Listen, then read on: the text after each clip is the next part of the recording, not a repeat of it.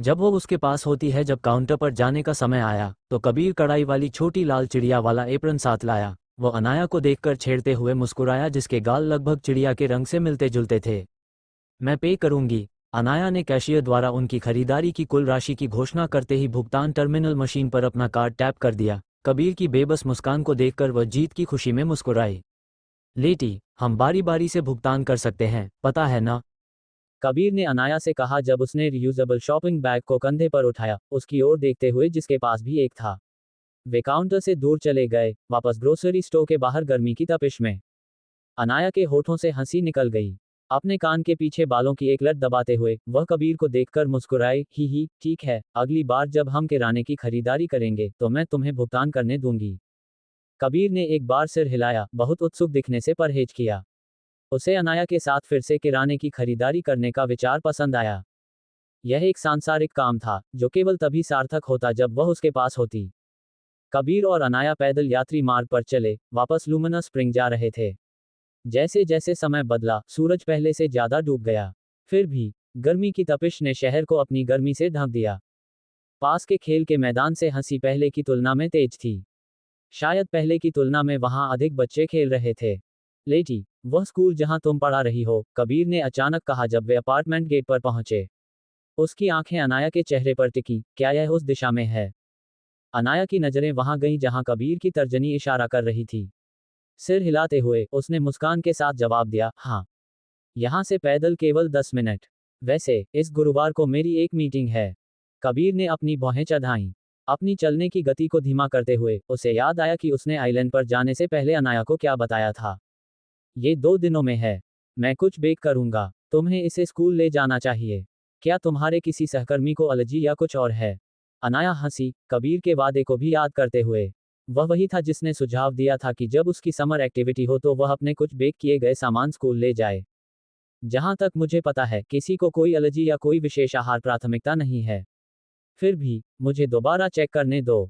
कबीर ने सिर हिलाया। उसके दिमाग में पहले से ही विचार थे, लेकिन वह अनाया के स्पष्टीकरण तक कुछ भी अंतिम रूप नहीं देगा। जल्द ही वे 10वीं मंजिल पर अपार्टमेंट यूनिट में पहुंच गए। कबीर और अनाया तुरंत किचन की ओर बढ़े, किराने के बैग साथ लाए। मैं फिलिंग बनाना शुरू करूंगा, कबीर ने अपने सामने नया खरीदा हुआ एप्रन पहनते हुए कहा। मुस्कुराते हुए उसने छेड़ते हुए जोड़ा, ओह, यह एप्रन मुझे पूरी तरह से फिट बैठता है। अनाया ने अपनी आंखें घुमाईं, ये बस एक स्टैंडर्ड साइज है। कबीर की हल्की हंसी ने अनाया के गालों को गुलाबी कर दिया। उसने अपने खुद के गुलाबी झालरदार एप्रन तक पहुंचने से पहले उसे घूर कर देखा। वह अपने लंबे बालों को एक ढीले बन में बांधना नहीं भूली। एक बार जब कबीर ने किराने के सामान से मोमोज फिलिंग के लिए सामग्री अलग कर दी, तो अनाया ने सूखी वस्तुओं सहित उन सभी को छांटना शुरू कर दिया। उनके कदम विशाल किचन में गूंज रहे थे। जैसे ही अनाया ने पत्तेदार साग को सूखे कागज के तौलिए के साथ एक साफ कंटेनर के अंदर ढीला पैक किया, कबीर झींगे को बारीक टुकड़ों में काट रहा था। उसने पहले ही कीमा बनाए हुए बीफ को मसालों के मिश्रण के साथ सीजन कर दिया था। अनाया ने चुपचाप कबीर को देखा। ये पहली बार नहीं था जब उसने उसे एक्शन में देखा था, लेकिन विस्मय अभी भी उसके दिल में भर गया। कबीर की हर हरकत खाना पकाने में उसकी विशेषज्ञता को बयां करती थी। उसने कोई हिचकिचाहट या बेकार चाल नहीं दिखाई। अपने निचले होंठ को काटते हुए अनाया ने हंसने से खुद को रोका।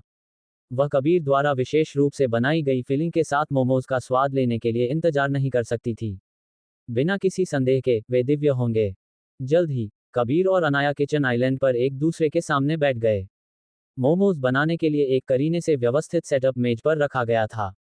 अनाया ने अलग अलग फिलिंग के 2 कटोरे, मोमोज रैपर के 2 पैकेट जिनमें से केवल एक खोला गया था, और किनारों को सील करने के लिए पानी का एक छोटा कटोरा देखा। कबीर को 2 बड़ी ट्रे भी मिली, जिन पर मोमोज रखने के लिए आटे की हल्की परत चढ़ाई गई थी। शेफेड़ी, अनाया ने अपनी भौहें बढ़ाईं, कबीर को छेड़ते हुए, आप इन्हें कैसे मोड़ना चाहते हैं? कुछ फैंसी या क्लासिक वाले? कबीर बेबसी में हंसा। रैपर में से एक लेते हुए उसने इसे लकड़ी के बोर्ड पर सपाट कर दिया, उस पर भी आटा लगा हुआ था। तुम्हारे लिए सबसे आसान कौन सा है? ओह, तुम आमतौर पर अपने मोमोज कैसे मोड़ती हो? अनाया ने कबीर को पहले बताया था कि उसने अतीत में कुछ बार मोमोज बनाए थे। उसने मायरा से सुना था कि उसका खाना पकाने का कौशल अच्छा था, इसलिए उसे विश्वास था कि उसे मोमोज को मोड़ने में कोई कठिनाई नहीं होगी। मैं आमतौर पर इसे ऐसे करती हूँ। अनाया ने कबीर को दिखाना शुरू किया। उसने झींगे की फिलिंग का एक स्कूप लिया और रैपर को त्रिकोण में मोड़ने से पहले किनारों को गीला कर दिया। एक बार जब फिलिंग सील हो गई तो अनाया त्रिकोण के दो नुकीले सिरों को बीच की ओर ले आई। उसने एक कोने को दूसरे के ऊपर रखा और फिर उन्हें चिपकाने के लिए दबाया। ही, ये स्टाइल मुझे हमेशा एक छोटी नाव की याद दिलाता है। अनाया ने मोमो को ट्रे पर रखा, मोमो को हल्के से थपथपाया। वह कबीर को देखकर संकोच से मुस्कुराए। तुम तेज और साफ हो। कबीर अनाया की तारीफ करने से खुद को नहीं रोक सका। उसकी आंखों की चमक नर्म हो गई। तो मैं बीफ फिलिंग के लिए इसे दूसरे तरीके से मोड़ूंगा। तुम झींगे वाले को संभालो, ठीक है? ठीक है। अनाया और कबीर ने सद्भाव में काम किया क्योंकि उन्होंने मोमोज पर ध्यान केंद्रित किया। जैसे जैसे समय बीतता गया, प्रत्येक ट्रे का आधा हिस्सा पहले से ही मुड़े हुए मोमोज से भर गया था। उनकी हरकतें कभी नहीं लड़खड़ाईं। हाँ, मैं इन्हें आजमाने के लिए इंतजार नहीं कर सकती। अनाया ने धीरे से आह भरी, अपने पेट में गुड़गुड़ाहट महसूस की। क्या हम कुछ तल भी सकते हैं? शो, कबीर ने जल्दी से जवाब दिया। उसने मोमो से ऊपर देखा जिसे वह अनाया के लिए मोड़ रहा था। तो हमारे पास आज रात के खाने के लिए फ्राइड मोमोज और चिल्ली ऑयल मोमोज होंगे। मैं बाद में मायरा को फोटो भेजूंगी। मुझे यकीन है कि वह जल जाएगी, अनाया ने कहा, उसकी आंखें शरारत से चमक रही थीं। कबीर बस हंसा। साथ ही उसने उम्मीद की कि मायरा अचानक दरवाजे पर नहीं आएगी, मोमोज की दावत की मांग करते हुए। अब जब वे शहर वापस आ गए थे तो वह उसके साथ अधिक निजी समय बिताना चाहता था। हम एपिसोड 122। मैं नाटक करूंगी कि मुझे नहीं पता। अनाया और कबीर को सभी मोमोज को मोड़ने में 1 घंटे से अधिक का समय लगा। जब वह आदमी स्वादिष्ट छोटी जेबों को तलने और उबालने लगा तो उसने बाकी मोमोज को अलग अलग कंटेनरों में छांट लिया और उन्हें फ्रीज कर दिया। एक बीफ फिलिंग के लिए और दूसरा झींगे के लिए। अनाया ने विशाल फ्रिज के फ्रीजर सेक्शन में बैठे मोमोज के बक्सों की प्रशंसा की। उसे कल फिर से ये स्वादिष्ट जेबें खाने में कोई आपत्ति नहीं होगी। फ्रीजर का दरवाजा बंद करते हुए अनाया कबीर को देखने के लिए मुड़ी। लाल बालों वाला आदमी स्टोव के सामने खड़ा था, हाथ में काम पर ध्यान केंद्रित कर रहा था। स्टोव पर गर्म तेल के साथ एक पैन रखा था जो मोमोज को सुनहरे पूर्णता तक कुरकुरा करने के लिए तैयार था। इसके बगल में पानी का एक बर्तन धीरे धीरे उबल रहा था। कबीर ने मोमोज का पहला सेट उठाया, उन्हें सावधानी से तेल में डाला। जेबों के गर्म तेल को छूते ही सिजलिंग की आवाज गूंज उठी। अनाया ने लगभग लार टपका दी जब उसने तले जा रहे मोमोज की समृद्ध और नमकीन सुगंध ली। अपने हाथों को अपनी पीठ के पीछे जोड़ते हुए वह कबीर के पास पहुंची। क्या तुम्हें लगता है कि ये हमारे लिए काफी हैं? अनाया ने कहा, उसकी आंखें सिजलिंग गर्म तेल में मोमोज को देख रही थीं। अनाया के सवाल ने कबीर को हंसा दिया। अपना सिर घुमाते हुए उसने उसे देखा जिसकी नजरें अभी भी पैन पर थीं। उसने उसके गालों को पोक करने से परहेज किया। अगर तुम अभी भी और चाहती हो तो हम बाकी को तल या उबाल सकते हैं, कबीर ने जवाब दिया। उसकी आवाज में छेड़खानी का संकेत था। उसने अपना ध्यान पैन पर लौटा दिया, फ्राइड मोमोज को गर्म तेल से बाहर निकाला। यह एक अच्छा विचार है। अनाया ने मुट्ठी से अपना मुंह ढका, अजीब तरह से खांसने का नाटक किया। उसने जल्दी से अपनी आंखें अगले बर्तन की ओर मोड़ दी। अब पानी उग्र रूप से उबल रहा था। मुझे उन्हें उबालने दो। अनाया ने चिली ऑयल मोमोज के लिए इच्छित लोगों को चुना। उसने सावधानी से उन्हें उबलते पानी में डाला। क्या तुम टेबल सेट कर सकती हो? कबीर ने मोमोज के दूसरे बैच को तलते हुए पूछा। मैं तुम्हारे लिए उबले हुए मोमोज निकाल लूंगा। ठीक है। बालकनी पर खाने के बारे में क्या ख्याल है? क्या तुम्हें कोई विशिष्ट ड्रिंक चाहिए? अच्छा लगता है। कबीर को शहर के नाइटस्केप का आनंद लेते हुए डिनर करने का विचार पसंद आया। अनाया को देखकर मुस्कुराते हुए उसने जोड़ा, मुझे कुछ भी चलेगा। मैं फिर आइस जैस्मिन टी बनाऊंगी। टेबल सेट करने से पहले अनाया ने सूखे जैस्मीन के फूलों को एक कप गर्म पानी में डुबोया। वह बाद में चीनी मिलाएगी और फिर ठंडे पानी के साथ मिलाएगी। बर्फ के टुकड़े डालना आखिरी काम था। बालकनी में कदम रखते हुए अनाया का स्वागत ताजी हवा और नर्म गोधूली चमक ने किया। सूरज अभी डूबा था, उसकी गर्म छटा फीकी पड़ रही थी। अनाया ने जल्दी से सेटअप व्यवस्थित किया। 2 प्लेटें, चॉपस्टिक की एक जोड़ी और डिपिंग सॉस के लिए छोटे कटोरे। वह जल्दी से अंदर वापस आ गई। चाय बनाना खत्म करने की जरूरत थी। वे बहुत अच्छी खुशबू दे रहे हैं। अनाया किचन में लौटने पर चिल्लाने से खुद को नहीं रोक पाए। उसने देखा कि फ्राइड मोमोज की एक बड़ी प्लेट और उबले हुए मोमोज की एक प्लेट किचन आइलैंड पर रखी हुई थी। खाने के लिए तैयार। कबीर ने आंख मारी, उसके होठों पर एक नर्म मुस्कान थी। जबकि कबीर प्लेटों को किचन से बाहर लाया, अनाया 2 खाली गिलासों के साथ एक जग में आइस जैस्मिन टी की ट्रे ले गई। उनके पेट खाने के लिए पूछने लगे। टेबल के पार बैठे अनाया और कबीर ने मोमोज का आनंद लिया। शहर की रोशनी का शानदार नजारा उनके चारों ओर टिमटिमाने लगा। सब बहुत अच्छे हैं, अनाया ने कहा, गर्म मोमो के कारण अपने मुंह के सामने एक हाथ हिलाते हुए। फीलिंग बहुत यम्मी है। पूरी तरह से सीजन की गई। अनाया की मोमोज पर लगातार तारीफ ने कबीर के गालों पर हल्की लाली ला दी। उसका चेहरा बालकनी लैंप की नरम रोशनी के नीचे खुशी से चमक उठा जो ऊपर लटक रहा था। तो कितने स्टॉर्स? कबीर ने पूछा अनाया के साथ खेलते हुए। 10 में से 10। अनाया ने मोमोज पर बहुत अधिक गश करने से खुद को रोका। उसे पसंद आया कि फ्राइड वाले कितने कुरकुरे थे जबकि उबले हुए मोमोज चिली ऑयल से पूरी तरह मेल खाते थे। दोनों फिलिंग रसीले और स्वादिष्ट मसालों से भरे हुए थे। बस एक काटने के साथ स्वाद उसके मुंह में फट गया, जिससे वो इस बात से गदगद हो गई कि मोमोज कितने स्वादिष्ट थे। कबीर ने जैस्मीन टी का गिलास पकड़ा, उसकी हथेलियां कंडेंसेशन से गीली सतह को छू रही थीं। अनाया अभी भी खाने पर केंद्रित थी। जैसे ही कबीर ने ड्रिंक की चुस्की ली, फूल युक्त पेय की शीतलन सनसनी उसके शरीर में फैलती हुई प्रतीत हुई। यह नमकीन मोमोज के लिए एक आदर्श मेल था। उसने वास्तव में उन घंटों की सराहना की जो उसने आज उसके साथ बिताए। लेटी, मैंने तुम्हें नहीं बताया, कबीर ने कहा, उसकी गहरी आवाज हवा को काट रही थी। नेट के माता पिता ने हमें इस सप्ताहांत डिनर के लिए आमंत्रित किया है। क्या तुम वहां जाना चाहती हो? अनाया ने चिली ऑयल मोमोज के अपने कटोरे से अपनी नजरें उठाईं। उसकी नीलम जैसी आंखें कबीर की पन्ना जैसी आंखों से टकराईं। उसकी लाल लंटें बालकनी की रोशनी के नीचे चमक रही थीं, हवा से धीरे से हिल रही थीं। ओह, तुमने कहा था कि मिस्टर निखिल को अपने माता पिता के सरप्राइज विजिट के कारण जल्दी लौटना होगा। अनाया बुदबुदाई, याद करते हुए कि कबीर ने उसे पहले क्या बताया था। उन्होंने मुझे भी आमंत्रित किया। एक बार सिर हिलाते हुए कबीर ने गिलास को मेज पर रखते हुए कहा, वे जानते हैं कि मैंने अभी शादी की है, लेकिन वे नहीं जानते कि यह सिर्फ एक कॉन्ट्रैक्ट मैरिज है। अगर तुम्हें कोई दिक्कत नहीं है तो मैं तुम्हें डिनर के लिए ले जाऊंगा। अनाया ने कबीर से पहले ही सुना था कि चेयरमैन विक्रांत और मिसेज विक्रांत दोनों कितने अच्छे इंसान थे। वे निखिल को ऐसे संजोते और प्यार करते थे जैसे वह उनका सगा बेटा हो। कबीर को पति पत्नी के बारे में इतनी दयालुता से बात करते हुए सुनकर अनाया की दिलचस्पी जगी। साथ ही उसे एक और मामले के बारे में आश्चर्य हुआ। दरअसल मैं किसी बात को लेकर उत्सुक हूं, अनाया ने कहा, थोड़ा सतर्क लगते हुए। तुम और मिस्टर निखिल पहली बार कब और कैसे मिले? क्या तुम मेरे साथ साझा कर सकते हो? कबीर दंग रह गया। कभी उम्मीद नहीं की थी कि अनाया निखिल के साथ उसकी दोस्ती की शुरुआत के बारे में पूछेगी। तुम अपने नानाजी के साथ हमारे अगले भोजन तक इंतजार नहीं कर सकती, है ना? कबीर हंसा, उस बात का जिक्र करते हुए जो निखिल ने कुछ रात पहले चेयरमैन ओबरॉय से कही थी। अपना मुंह ढकते हुए अनाया ने जवाब दिया, इस बार षड्यंत्रकारी लगते हुए, शुश, नानाजी को मत बताना। मैं बाद में नाटक करूंगी कि मुझे नहीं पता। अगर तुम्हें कोई दिक्कत नहीं है तो मैं जानना चाहती हूं कि तुमने मायरा के साथ रहना कब शुरू किया। कबीर के मुंह से बेबस हंसी निकल गई। अनाया की गाल वाली टिप्पणियों ने उसके होठों पर मुस्कान को गहरा कर दिया। लगभग 2 दशक बीत चुके थे, लेकिन उसे अभी भी वो विशेष पल याद था जब उसका सामना उसके सबसे अच्छे दोस्त से हुआ था। ये वास्तव में काफी मजेदार था। मैं नेट से पहली बार तब मिला जब मैं 16 साल का था। वो उस समय 21 साल का था। हम स्वादिष्ट मोमोज, ताजी आइस जैस्मिन टी और अपने दिल की महिला के साथ उसने अतीत की कहानी खोली। एपिसोड 123, तुम जीवन को नियंत्रित नहीं कर सकते। लेस दैन लंदन का एक शहर, लगभग 20 साल पहले। ग्रेटर दैन कबीर 12 साल का था जब वह फेलिसिया और मायरा के साथ लंदन चला गया। घर की स्थिति पर दिल टूटने के बावजूद वह जानता था कि कुछ भी माधव का मन नहीं बदलेगा। उसका पिता उसके अस्तित्व से नफरत करता था। वह आदमी उसे अब और नहीं देखना चाहता था। शायद अगर वो मर जाता तो उसके पिता खुश होते। पहले ही दिन जब फेलिसिया और मायरा ने कबीर का अपने निवास में स्वागत किया तो पूर्व ने उसे बैठाया। उसे उससे कुछ कहना था।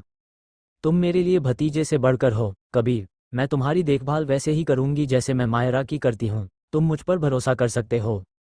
फेलिसिया ने चिंतित कबीर से यही कहा था। उसकी नज़र और आवाज़ में माँ की ममता थी क्योंकि उसने उसे आश्वस्त करने की कोशिश की थी। उसकी नीली आंखें उसकी प्यारी बेटी के समान ही रंग दर्शा रही थीं। शुक्रिया, आंटी फेलिसिया। शुक्रिया। कबीर फेलिसिया से बस इतना ही कह सका। वह अपने साथ होने के लिए काफ़ी आभारी था जब उसके पूरे परिवार ने उसके अस्तित्व के लिए उसे दूर कर दिया था। उन्होंने उस पर दोष मढ़ दिया था। फेलिसिया का मार्टिन से आधिकारिक तौर पर तलाक हो चुका था जब उसने कबीर को अपने संरक्षण में लिया। मायरा के अलावा राठौर परिवार के प्रति उसकी अब कोई जिम्मेदारी नहीं थी। फिर भी फेलिसिया ने कबीर के लिए एक सुरक्षित स्थान प्रदान करने के लिए अपना घर खोल दिया। उसके पूर्व बहनोई द्वारा उसके सबसे बड़े बेटे को ले जाने के लिए भेजा गया भारी मुआवजा कभी भी कारण नहीं था। वो वास्तव में उस असहाय युवा लड़के की परवाह करती थी। कबीर, हम हर दिन साथ खेल सकते हैं, मॉम हम पर गुस्सा नहीं करेगी। एक बहुत छोटी मायरा ने कबीर और फेलिसिया की बातचीत को देखते हुए चहकते हुए कहा। अपने पसंदीदा आलीशान खिलौने को पकड़े हुए उसने गर्व से घोषित किया कि वह विभिन्न खेलों में कुशल है। ही, हाँ, हम हर दिन साथ खेल सकते हैं। कबीर का तनावग्रस्त चेहरा पिघल गया क्योंकि उसके होठों पर मुस्कान आ गई। वह गर्मजोशी से भरी फेलिसिया और प्यारी मायरा को देखकर मुस्कुराया। उनकी गर्मजोशी ने उसे ये समझाने में मदद की कि वह उन पर भरोसा कर सकता है।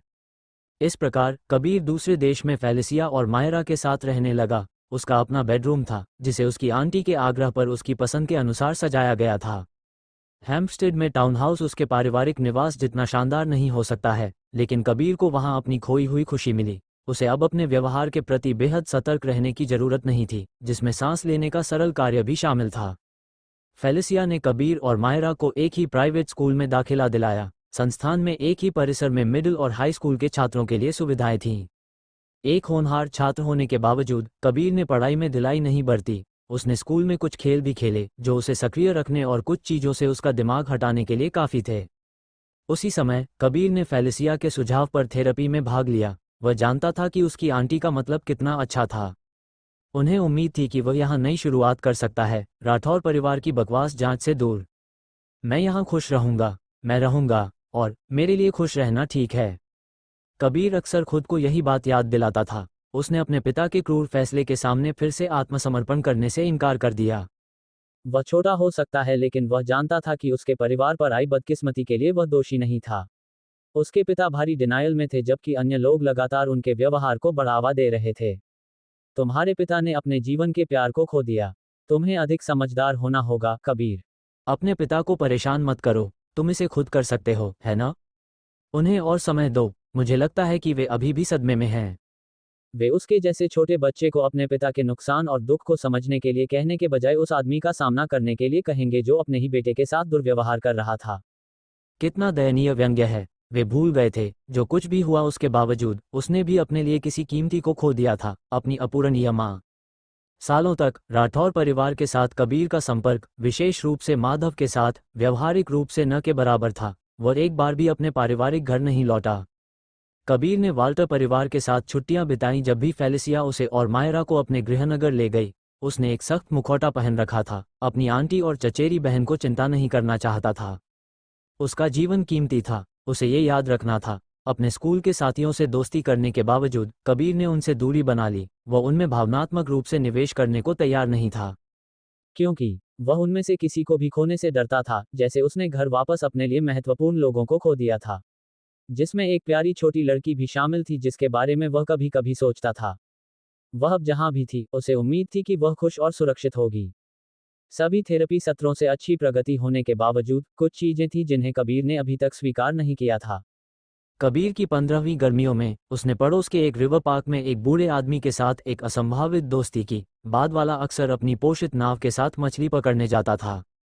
तुम यहाँ हमेशा अकेले क्यों रहते हो? कोई दोस्त नहीं है? वह बुजुर्ग व्यक्ति, जिसे अंकल डेविड कहा जाता था, ने एक दिन कबीर का स्वागत किया। उस समय किशोर को अचानक मछली पकड़ने का शौक हो गया था। कबीर अक्सर अपनी साइकिल से रिवर पार्क जाता था, अपने मछली पकड़ने के गियर साथ लाता था। वह हमेशा अंकल डेविड को दूर से देखता था क्योंकि वह आमतौर पर गोदी से मछली पकड़ते थे। मुझे बस अकेले मछली पकड़ना पसंद है, कबीर ने जवाब दिया। बुजुर्ग व्यक्ति ने मछली पकड़ने के बारे में और बात करने से पहले बस कंधे उचकाए। कबीर ने अंकल डेविड से कुछ लाभकारी टिप्स सीखे जब तक कि एक दिन, हे बच्चे, क्या तुम इसे आजमाना चाहते हो, नाव चलाना? अंकल डेविड ने कबीर से पूछा कि क्या वह नाव चलाना सीखना चाहता है। उन्होंने केवल कुछ बार शब्दों का आदान प्रदान किया था, लेकिन किशोर ने जल्दी से प्रस्ताव स्वीकार कर लिया। एक रोमांचित कबीर एक त्वरित सीखने वाला था। अंकल डेविड ने उसे नाव चलाने दी क्योंकि वे गोदी से दूर चले गए। अलग अलग पीढ़ियों के दो आदमियों ने विशाल नदी के बीच में मछली पकड़ना शुरू कर दिया। लड़के, क्या तुम्हें पता है? अंकल डेविड बोले, उनकी आवाज हवा की तरह शांत थी। मछली पकड़ना तुम्हें जीवन के बारे में कुछ महत्वपूर्ण सिखाता है। तुम्हें नहीं पता कि तुम क्या पकड़ोगे। शायद एक मछली या एक जूता भी, लेकिन तुम अपनी लाइन वैसे भी फेंकते हो। कबीर ने अंकल डेविड की ओर देखा। उसकी भौहें तन गईं। क्या यह अपेक्षित नहीं है? मेरा मतलब है, मछली पकड़ते समय ये सामान्य ज्ञान है? कबीर की सीधी टिप्पणियों ने अंकल डेविड को जोर से हंसा दिया। बेबसी में अपना सिर हिलाते हुए उन्होंने किशोर को एक नज़र दी। तुम बहुत कठोर हो। ये बूढ़ा आदमी दार्शनिक होने की कोशिश कर रहा है। बहुत सख्त मत बनो। पलकें झपकाते हुए कबीर ने चुपचाप अपनी माफी मांगी। उसकी कार्रवाई ने अंकल डेविड से पीठ पर कुछ थप्पड़ अर्जित किए। अंकल डेविड ने खुद को नाव के डेक पर फेंक दिया। अपने सिर के पीछे अपनी बाहों को पार करते हुए उन्होंने विशाल आकाश को घूरते हुए कहा, तुम जीवन को नियंत्रित नहीं कर सकते जैसे तुम समुद्र या नदी को नियंत्रित नहीं कर सकते। लेकिन ये सब कुछ का अंत नहीं है। किशोर कबीर को नहीं पता था कि अंकल डेविड अचानक दार्शनिक क्यों हो रहे थे। उसने बस मान लिया कि बुजुर्ग व्यक्ति अपने जीवन के दशकों को नेविगेट करने से अपनी बुद्धि को उसके जैसे युवा व्यक्ति को देना चाहते थे। तब से कबीर ने अंकल डेविड के साथ मछली पकड़ने में सप्ताह में कुछ दिन बिताए। बुजुर्ग व्यक्ति ने उसे अपने घर भी आमंत्रित किया जहां किशोर ने अंततः विभिन्न कौशल सीखे। लकड़ी का काम, घर की बुनियादी मरम्मत, बागवानी और यहाँ तक कि खाना बनाना। अंकल डेविड का घर किसी तरह कबीर के लिए एक वर्कशॉप बन गया। बूढ़ा आदमी युवा किशोर को अपने कौशल सिखाने के लिए खुश था। पहली बार कबीर निखिल से तब मिला जब उसने अभी अभी अंकल डेविड का घर छोड़ा था। एपिसोड 124। तुम फाइट अच्छी कर लेते हो, संभल के बेटा। चिकन के लिए शुक्रिया। इस वीकेंड मिलते हैं अंकल डेविड। डिनर एंजॉय करना। कबीर राठौर ने खुशमिजाज अंकल डेविड की ओर हाथ हिलाया। वह बुजुर्ग आदमी अपने पोर्च पर खड़ा होकर उसे उस कॉटेज से जाते हुए देख रहा था जहां वह अपनी प्यारी पत्नी की मौत के बाद अकेले रहते थे। कबीर आज रोस्टेड चिकन और कुछ ब्रेड लेकर अंकल डेविड के घर गया था। स्कूल जल्दी खत्म हो गया था, इसलिए उसने सोचा कि बुजुर्ग से मिल लिया जाए। जिस प्राइवेट स्कूल में कबीर और मायरा पढ़ते थे वह फेलिसिया के टाउन हाउस और अंकल डेविड के घर के बीच में था। वह बस लेकर उस बूढ़े आदमी के पड़ोस तक पहुंचा था। कबीर को आज भी याद था कि अंकल डेविड से उसकी दोस्ती कैसे शुरू हुई थी। तब से वे अक्सर उस बूढ़े आदमी की नाव पर एक साथ फिशिंग के लिए जाते थे। उन्होंने उसे कई प्रैक्टिकल स्किल्स भी सिखाई थीं। उसने कभी नहीं सोचा था कि वो इस बुजुर्ग के इतना करीब हो जाएगा, लेकिन उसे कोई पछतावा नहीं था।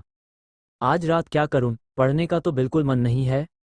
अपनी पैंट की जेब में दोनों हाथ डालते हुए कबीर ने अपने स्नीकर्स को घूरते हुए मेन रोड की ओर कदम बढ़ाए।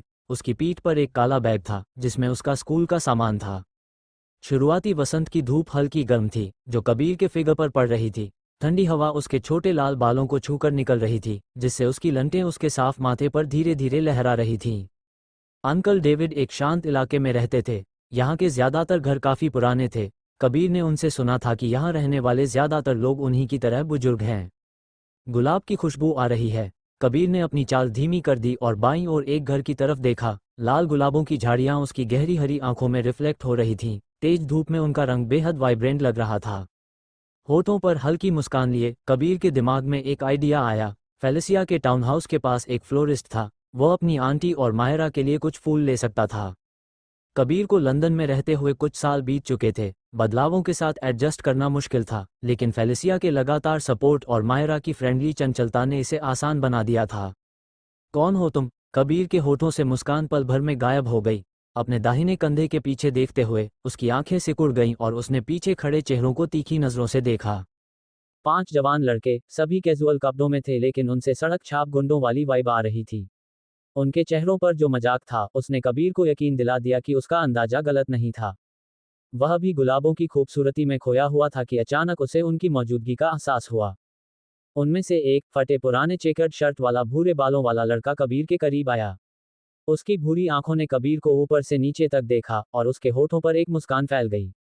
वाओ, क्या तुम लोगों को वह बैज नहीं दिख रहा? ये लड़का उस वेलेमोंट में पढ़ता है। उस लड़के ने कबीर के नेवी ब्लू कोट पर कढ़ाई किए गए बैज की ओर इशारा करते हुए कहा। उसके दोस्तों ने भद्दी हंसी हंसना शुरू कर दिया। 2 लड़के कबीर की ओर बढ़े जिसके चेहरे पर तनाव साफ झलक रहा था। इसके स्नीकर्स और बैग तो बहुत महंगे लग रहे हैं, टी शर्ट पहने काले बालों वाले एक लड़के ने सीटी बजाई। उसने खुलेआम कबीर को सिर से पैर तक देखा, लेकिन मुझे कोई लोगो नहीं दिख रहा। क्या ये फेक हैं? क्या तुमने सुना नहीं? वैसे मुझे सच नहीं पता, एक गोरे लड़के ने बीच में बोलते हुए कहा, कबीर से अपने दोस्त की ओर देखते हुए। लो की डिजाइनर आइटम्स ज्यादा महंगे होते हैं। कबीर ने मन ही मन सिर हिलाया। उसे नहीं पता था कि ये सब कहां से आ गए। उसने पिछली बार अंकल डेविड के घर आते समय उन्हें कभी नहीं देखा था। शायद वे बस इस इलाके से गुजर रहे थे और उन्होंने उससे पंगा लेने का फैसला किया। लेकिन वह उन्हें ऐसा करने नहीं देने वाला था। अपनी एड़ियों पर घूमते हुए कबीर ने चलना शुरू कर दिया।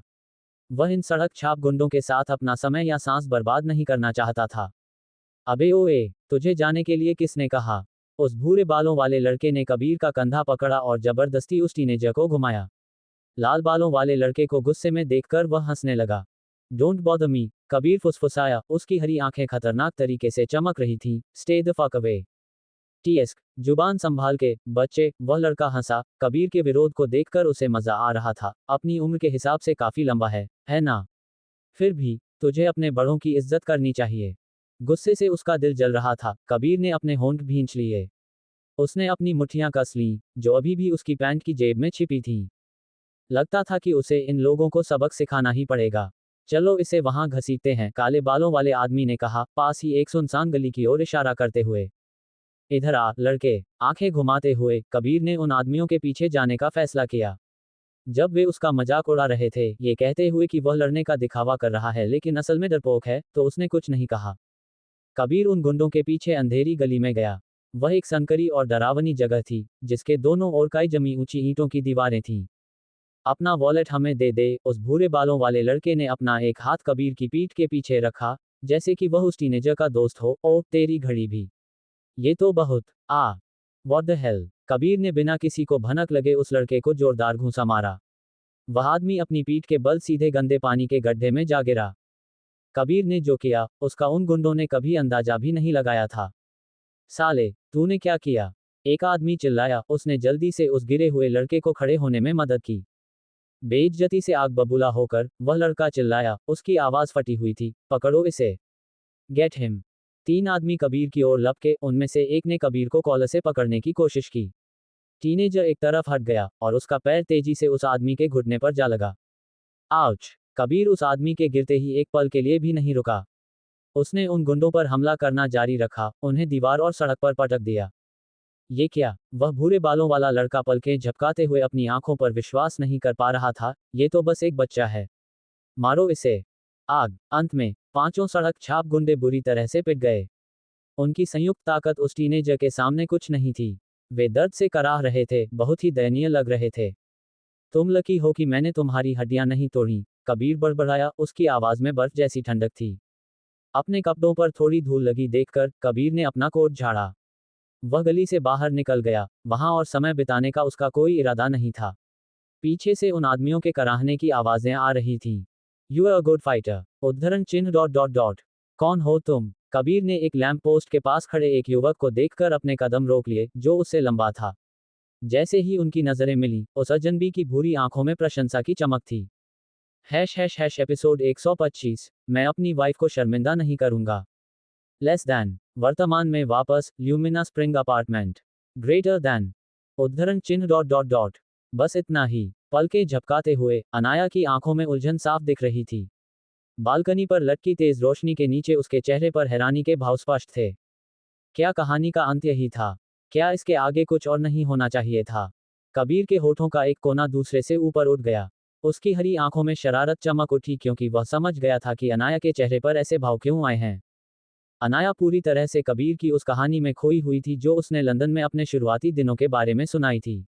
उसने केवल अच्छी बातें साझा की थी, अपने वनवास की कड़वी यादों को छोड़ दिया था। कबीर ने बताया कि फेलिसिया और मायरा के साथ उसके दिन कितने अच्छे थे। उसने निखिल के साथ अपनी मुलाकात से पहले अंकल डेविड के साथ अपनी अनोखी दोस्ती का भी जिक्र किया। बचे हुए फ्राइड मोमोज में से एक उठाते हुए, कबीर ने कहा, वह दिन था जब हम पहली बार मिले थे। जहां तक हमारी असली जान पहचान शुरू होने की बात है, तो तुम्हें तुम्हारे नानाजी और नेट के साथ हमारे डिनर का इंतजार करना होगा। बाकी की कहानी वह सुनाएगा। ओह, अनाया ने मुंह बनाया, कबीर को शक भरी नजरों से देखते हुए। ये पहले से ही काफी रोमांचक था। मुझे उम्मीद नहीं थी कि तुम लोग इसलिए मिले क्योंकि वह तुम्हें गुंडों से बचाना चाहता था। कबीर के अनुसार, निखिल इसलिए आया था क्योंकि उसे लगा कि वह टीनेजर मुसीबत में है। वह उस लड़के को अकेले ही सारे गुंडों को संभालते देख हैरान रह गया था। पांचों सड़क छाप गुंडे मिलकर भी उस टीनेजर का मुकाबला नहीं कर पाए थे। कबीर और निखिल ने केवल कुछ शब्द शेयर किए और फिर दोनों अपने अपने रास्ते चले गए। उनमें से किसी ने नहीं सोचा था कि वे इतनी जल्दी दोबारा मिलेंगे। लेकिन कबीर ने जानबूझकर अनाया को बाकी की बात नहीं बताई। उसने कहा, वह कहानी निखिल को सुनानी चाहिए। अनाया को लग रहा था कि कबीर और निखिल की दूसरी मुलाकात के दौरान कुछ और भी रोमांचक हुआ होगा। अपने हाथ के पिछले हिस्से पर अपनी ठुड्डी टिकाते हुए, अनाया ने कबीर को एक मतलब भरी नजरों से देखा। वेल, लगता है मुझे मिस्टर निखिल को नानाजी के साथ डिनर के लिए जल्द ही मनाना होगा। तो, मैं इनविटेशन स्वीकार करती हूँ। कबीर ने अपना मुंह ढका, मोमोज खाने से उसके गाल फूल गए थे। चबाने के बाद बाकी निगलते हुए उसने गिलास उठाया। मैं नेट को बता दूंगा, उसके पेरेंट्स तुमसे मिलकर खुश होंगे, कबीर ने अपनी ग्रीन टी पीने के बाद कहा। अनाया बेबसी में हंस पड़ी।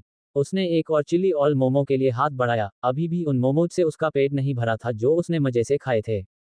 मिस्टर निखिल भी एडी की तरह ही थे, वे भी वेलोंडिया से लंदन शिफ्ट हुए थे। अनाया ने मायरा से सुना था कि निखिल वेलोंडिया का नागरिक है। उसकी दोस्त ने केवल एक बार इसका जिक्र किया था। वह आदमी कबीर के वहां रहने से कुछ साल पहले लंदन गया था। निश्चित रूप से इसके पीछे कोई कहानी होगी। सवाल ये था कि क्या उसे जानने की इजाज़त है। अनाया ये सुनकर पहले ही खुश थी कि कबीर और निखिल 10 साल पहले कैसे मिले थे। वे उसे गहराई से बताएंगे या नहीं, यह उन पर निर्भर था। प्लेट्स खाली होने के बाद भी अनाया और कबीर तुरंत अपार्टमेंट के अंदर नहीं लौटे। वे बालकनी पर बैठे रहे, इधर उधर की बातें करते रहे। गर्मी की रात में हवा और ठंडी हो गई थी, जो उनके लाल और भूरे बालों को धीरे धीरे उड़ा रही थी। उनकी आवाज़ें बालकनी पर गूंज रही थीं, हवा के साथ बहती हुई। तुम कल से काम शुरू करोगी, है ना? अनाया ने अपने गिलास में और चाय डालते हुए पूछा। शुक्र है तुम अपनी छुट्टियां बढ़ा सके। कबीर भले ही रिमोटली काम करता था, लेकिन वह अपना वर्क गियर एजियो बे नहीं लाया था। उसने अनाया से कहा था कि जब उन्हें द्वीप पर अधिक समय तक रुकना पड़ा तो उसने काम से और छुट्टी मांग ली थी। अनाया ने कबीर की हरी आंखों में छिपी उस अजीब सी चमक को नोटिस नहीं किया। काश उसे पता होता कि वो वास्तव में काम के लिए क्या करता है। खैर, वो कहानी किसी और समय के लिए थी। मुस्कुराते हुए कबीर ने मजाक में कहा, बिग बॉस का बेस्ट फ्रेंड होने के अपने फायदे हैं, यू नो। मजाक उड़ाते हुए अनाया ने कबीर को तिरछी नज़र से देखा, तो तुम्हें बस 1 साल की छुट्टी मांग लेनी चाहिए थी। अनाया की टिप्पणी सुनकर कबीर की हंसी छूट गई। अपनी भौहें चढ़ाते हुए उसने जवाब दिया, मुझ में अभी भी ईमानदारी बची है। मैं एक बेईमान आदमी बनकर अपनी वाइफ को शर्मिंदा नहीं करूंगा। अनाया ने पलकें झपकाईं। कबीर के शब्द, जो उसकी गहरी आवाज़ में धीरे से बोले गए थे, उसके गालों पर गर्मी लाते हुए महसूस हुए। कबीर ने शांति से अपनी आइस टी की चुस्की ली। अनाया के चेहरे पर आया हल्का सा ब्लश उसकी नज़रों से नहीं बचा। वह उसके लिए हमेशा से ही बहुत प्यारी थी। अनाया ने खुद को शांत करने की कोशिश करते हुए मन ही मन सिर हिलाया। कबीर के साथ आई कांटेक्ट बनाए रखते हुए उसका जवाब उसकी आवाज़ में हल्की कंपकंपी के साथ बाहर आया। एक और वजह की मुझे खुशी है कि मैंने तुम्हें अपने पति के रूप में चुना, एक ऐसा आदमी जिसके पास कई स्किल्स हैं। तुम नाव भी चला सकते हो, इसलिए मुझे उम्मीद है कि तुम जल्द ही अपने बेक गुड से मेरे कलीग्स को भी इम्प्रेस कर दोगे। कबीर अपनी हंसी नहीं रोक पाया कि कैसे अनाया ने विषय बदलने की कोशिश की। उसे छेड़ने के बजाय उसने आत्मविश्वास से जवाब दिया, ये तो पक्का है। चिंता करने की कोई ज़रूरत नहीं। अनाया ने कबीर से अपनी नज़रें हटा लीं, अपने गिलास में बची हुई चाय पीते हुए। ड्रिंक ठंडी थी, फिर भी यह उसके गालों की गर्मी को कम करने में मदद नहीं कर पाए। जल्द ही अनाया और कबीर गंदी प्लेटें, कटोरे और गिलास लेकर अपार्टमेंट के अंदर लौट आए। उसने बर्तन धोने की जिद की क्योंकि कबीर ने खाना पकाने का ज्यादातर काम संभाला था। बेहतर होगा कि तुम जाओ और आराम करो, अनाया ने कबीर की पीठ को धक्का देते हुए कहा, उसे किचन से बाहर निकालने की कोशिश करते हुए। देर हो रही है। कबीर ने दीवार घड़ी की ओर देखा। समय अभी जल्दी था, लेकिन उसने कुछ नहीं कहा। धीरे से हंसते हुए वह मान गया। ओके, मैं अब अपने कमरे में जा रहा हूँ। कबीर मुस्कुराया, उसकी हरी आंखें उसके लाल फ्रिंज के नीचे गर्मजोशी से भरी थीं। गुड नाइट अनु, अच्छे से सोना। तुम भी, अनाया ने सिर हिलाया, धीरे से मुस्कुराते हुए। Good night AD. कबीर ने अनाया की ओर हाथ हिलाया और आसानी से मुस्कुरा दिया। उसने उसे उस मोड़ पर गायब होते देखा जो बेडरूम की ओर जाता था। मुड़ते हुए अनाया ने बर्तन धोने पर ध्यान केंद्रित किया। वह सिंक में गिरते साफ पानी को घूर रही थी, जो सिरेमिक से झाग धो रहा था।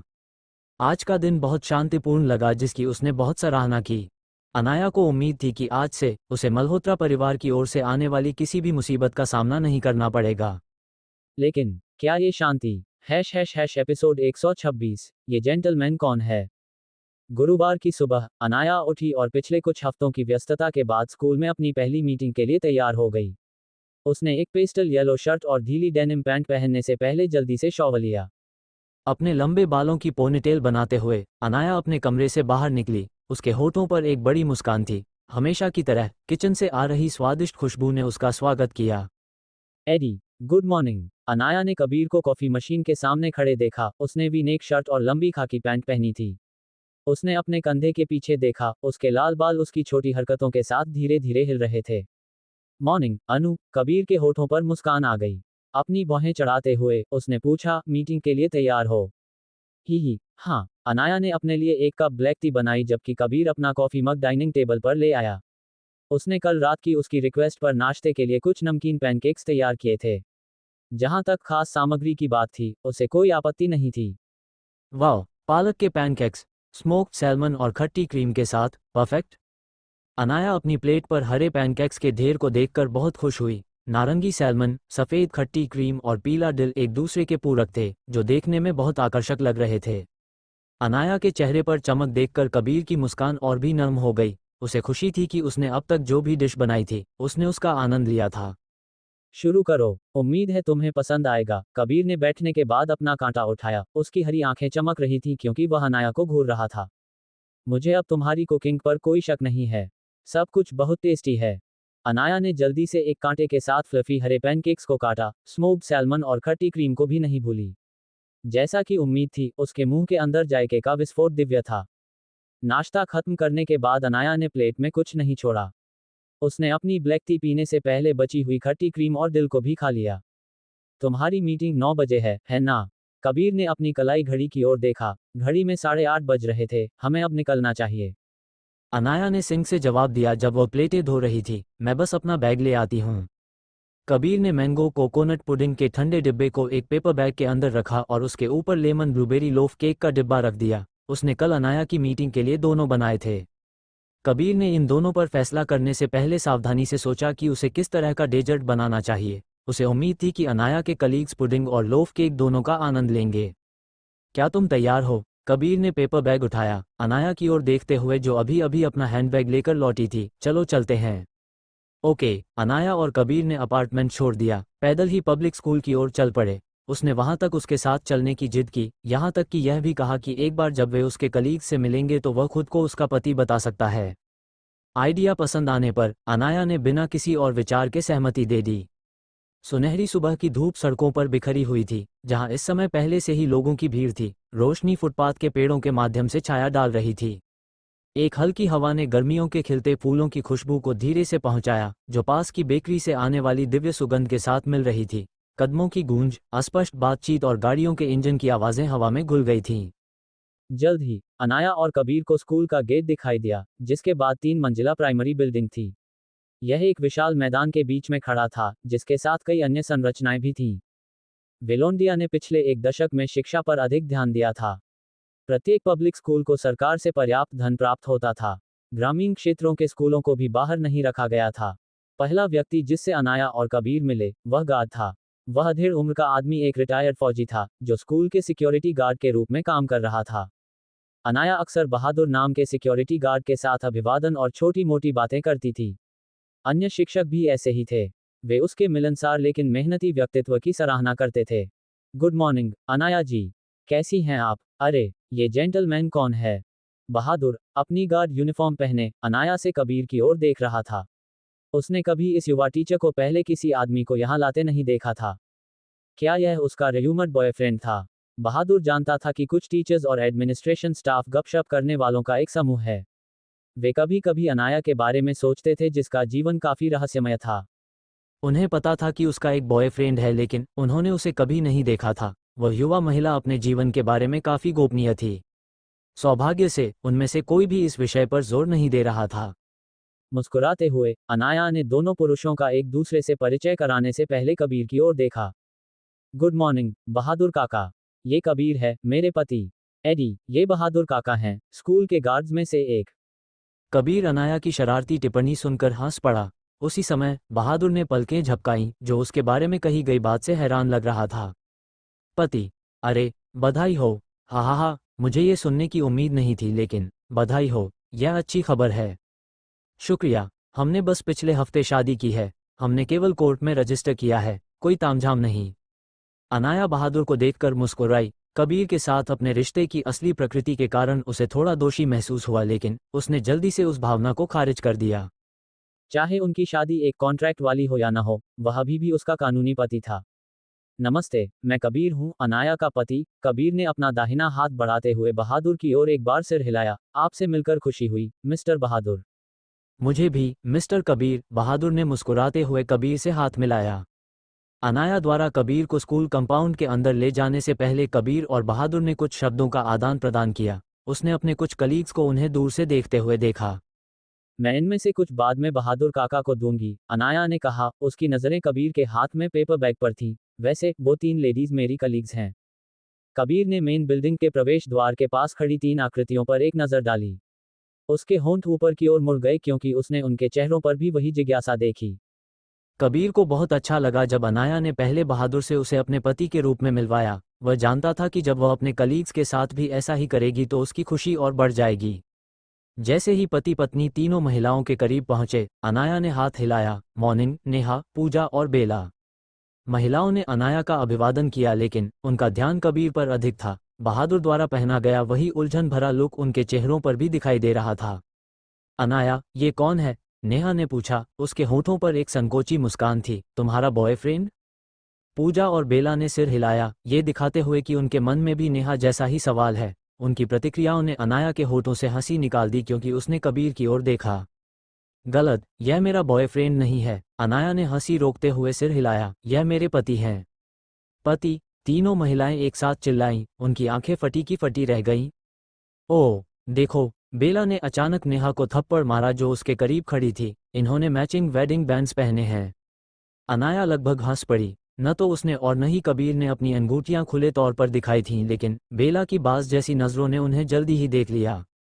नेहा और पूजा ने अपनी नज़रें अनाया की अनामिका उंगली पर दौड़ाईं। एक प्लेटिनम बैंड देखा जिसमें एक छोटा सा नीलम पत्थर था। उन्होंने कबीर द्वारा पहनी गई एक जैसी अंगूठी देखी।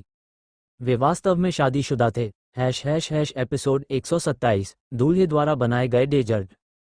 अनाया ने कबीर का परिचय नेहा, बेला और पूजा से कराया। तीनों महिलाएं अपनी कलीग की नई शादी के बारे में जानकर अपने उत्साह को रोक नहीं पाईं।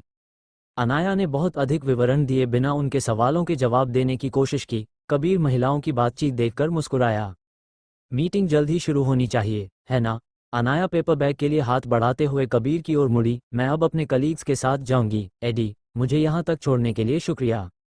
अनाया जानती थी कि उसे अब मीटिंग रूम की ओर जाना चाहिए, नहीं तो वे महिलाएं शायद उनके रिश्ते के बारे में और सवाल लेकर आ जाएंगी। एक खुश कबीर ने सिर हिलाया। उसने डेजर्ट का पेपर बैग अनाया को सौंप दिया। जब वह बोला तो उसकी आवाज़ सामान्य से काफ़ी नर्म थी। फ्री होने पर मुझे टेक्स्ट कर देना, मैं तुम्हें लेने आ जाऊंगा। अनाया संकोच से मुस्कुराई जब कबीर की टिप्पणी ने 3 टीचर्स से चंचल नज़रों को आमंत्रित किया। वह शुरू में कहना चाहती थी कि वह खुद घर जाने में ठीक रहेगी, लेकिन ओके, मैं तुम्हें मैसेज कर दूंगी। कबीर की मुस्कुराती आंखों के कर्व्स नर्म हो गए। उसके होठों की मुस्कान के साथ उसे खुशी थी कि अनाया ने तुरंत उसकी बात मान ली। वह उसे लेने आने का इंतजार कर रहा था। मैं अब चलता हूँ। कबीर ने अपनी नज़रें नेहा, पूजा और बेला पर वापस घुमाई। उम्मीद है आप डेजर्ट एंजॉय करेंगी। फिर मिलेंगे। जी, फिर मिलेंगे मिस्टर कबीर। अनाया की चिंता मत कीजिए, वह यहाँ सुरक्षित रहेगी। महिलाओं के छोटे समूह से हंसी के ठहाके गूंज उठे जब वे कबीर को गेट की ओर जाते हुए देख रही थीं। सुबह की धूप उसके विशाल फिगर पर पड़ रही थी। रोशनी उसके लहराते लाल बालों को पकड़ रही थी। चलो अब चलते हैं, अनाया ने कहा जब उसने कबीर की गायब होती आकृति से अपनी नजरें हटाईं। अपने दाहिने हाथ में पेपर बैग दिखाते हुए उसने कहा, मेरे पति ने कुछ पुडिंग और केक बनाया है। हम मीटिंग के दौरान उन्हें खा सकते हैं। तुम्हारे पति ने क्या बनाया? सुनने में ही यम्मी लग रहा है। ओह, लगता है हमारी अनाया की शादी एक अच्छे आदमी से हुई है। हे, तुमने शादी कब की? क्या तुम्हारे एक्सीडेंट के ठीक बाद? अनाया को पहले से ही ऐसे सवालों की उम्मीद थी, खासकर पूजा द्वारा पूछे गए आखिरी सवाल की। वह खाना लाने वाली अकेली नहीं होगी। आमतौर पर कुछ टीचर्स मीटिंग के दौरान सभी के साथ शेयर करने के लिए डेजर्ट या डिशेज लाते थे। सिर हिलाते हुए अनाया ने अपनी ठुड्डी के इशारे से सीढ़ियों की ओर इशारा किया। उसने उन्हें एक मतलब भरी नजर दी। मीटिंग 10 मिनट में शुरू होगी। चलो। ये देखकर कि अनाया उनके सवाल का जवाब देती नहीं दिख रही है, महिलाओं ने और दबाव नहीं डाला। वे तीनों उसके साथ चलते हुए दूसरी मंजिल पर गईं। क्या तुम सच में ठीक हो? क्या तुम्हें और छुट्टियों की ज़रूरत है? अनाया, खुद को पुश करने की ज़रूरत नहीं है, हम तुम्हारा काम संभाल सकते हैं। ही, अगर तुम्हारे स्टूडेंट्स ने तुम्हारे एक्सीडेंट के बारे में सुना तो वे हमें सवालों से परेशान कर देंगे। अनाया ने अपनी भलाई के बारे में नेहा, बेला और पूजा की अच्छी नीयत वाली चिंता की सराहना की। उसने उन्हें आश्वस्त किया कि वह वास्तव में फिर से काम शुरू करने के लिए पर्याप्त स्वस्थ है। अनाया, वह आदमी कौन था? और हमारी अनाया अपने बॉयफ्रेंड को स्कूल ले आई? हाँ।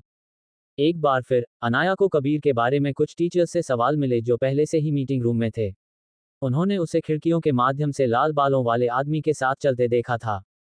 पुष्प विहार मिडिल स्कूल में लगभग सभी ने अनाया का अच्छा स्वागत किया। उसके शालीन व्यवहार और उसके निजी जीवन के रहस्य ने लोगों को यह मानने पर मजबूर कर दिया कि उसकी पृष्ठभूमि साधारण नहीं थी। कुछ लोगों ने तो ये भी सोचा कि क्या अनाया का संबंध देश के प्रसिद्ध मल्होत्रा परिवार से है। उन्होंने कभी नहीं सोचा था कि वह मुख्य शाखा से थी। मल्होत्रा परिवार की उपेक्षित असली वारिस की कहानी ज्यादातर हाई सोसाइटी में ही घूमती थी। अनाया, वह कौन था? ही, आखिरकार तुमने अपना बॉयफ्रेंड दिखा ही दिया, है ना? क्या हैंडसम लड़का है? वैसे, क्या उसे फिशिंग पसंद है? यहाँ तक कि प्रिंसिपल लोकेश शर्मा भी नई गपशप से प्रभावित थे। अनाया के मीटिंग रूम में आने के कुछ मिनट बाद वे आए, केवल उनकी बकबक से स्वागत पाने के लिए। अनाया बेबसी में मुस्कुराए, फिर भी वह खुश थी। चेहरे पर एक उज्ज्वल मुस्कान के साथ उसने संक्षेप में बताया कि कबीर कौन था। वह मेरे पति हैं। हमने पिछले हफ्ते शादी की है। हमारी कोई वेडिंग सेरेमनी नहीं हुई, इसलिए उन्होंने आज सभी के साथ शेयर करने के लिए कुछ डेजर्ट बनाए हैं। और एक बार फिर अनाया की टिप्पणी ने उसके कलीग से हैरान करने वाली आहें और बधाइयां अर्जित की।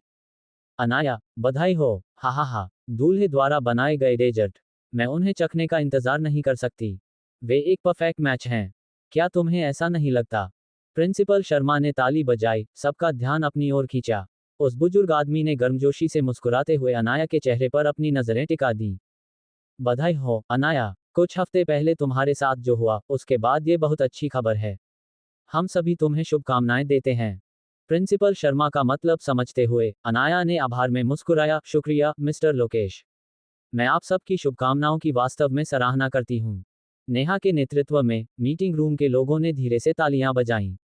अनाया केवल बार बार उनका शुक्रिया अदा कर सकी, उसके गाल लाल हो रहे थे। मीटिंग में लगभग 10 मिनट की देरी हो गई थी, लेकिन प्रिंसिपल शर्मा ने इसके बारे में कुछ नहीं कहा। वे और कुछ अन्य टीचर्स अपनी अपनी सीटों पर चले गए। बातचीत की गुनगुनाहट ने मीटिंग रूम को भर दिया क्योंकि टीचर्स ने आने वाले सेमेस्टर की तैयारियों पर चर्चा की। गर्मियों की छुट्टियां जल्द ही खत्म होने वाली थीं, इसलिए उन्हें सक्रिय रहने की आवश्यकता थी। करिकुलम एडजस्टमेंट के बारे में कोई चिंता? प्रिंसिपल शर्मा ने अपनी नाक के पुल पर गोल चश्मा चढ़ाते हुए पूछा, बेझिझक अपनी बात कहें। प्रिंसिपल शर्मा एक मिलनसार व्यक्ति थे। टीचर्स और स्टाफ, जिनमें निचले स्तर के कर्मचारी भी शामिल थे, को अपनी राय उनके सामने रखने में कोई समस्या नहीं थी। शिक्षा के क्षेत्र में लगभग 30 दशकों का अनुभव रखने वाले उस बुजुर्ग व्यक्ति ने कभी भी उनके विचारों को बिना तौले खारिज नहीं किया। मैथ्स टीचर पूजा ने एक आह भरी, मेरे स्टूडेंट्स पिछले टर्म में कुछ सब टॉपिक्स के साथ संघर्ष कर रहे थे। मैं और अधिक विजुअल लर्निंग टूल्स पेश करने की योजना बना रही हूँ। यह शायद मददगार होगा। अनाया ने बोलते समय अपना हाथ थोड़ा उठाया। मेरे मामले में, मैंने देखा कि मेरे स्टूडेंट स्टोरी टेलिंग तकनीकों के साथ तेजी से सीखते हैं। लैंग्वेज डिपार्टमेंट रचनात्मक दृष्टिकोण लागू कर रहा है।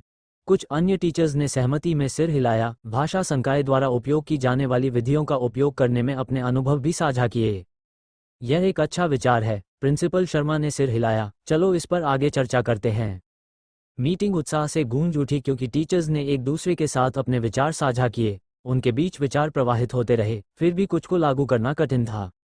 इसके बीच में वे एक त्वरित कॉफी ब्रेक के लिए रुके। वे साइड टेबल की ओर उमड़ पड़े जहां डेजर्ट और ड्रिंक्स रखे थे।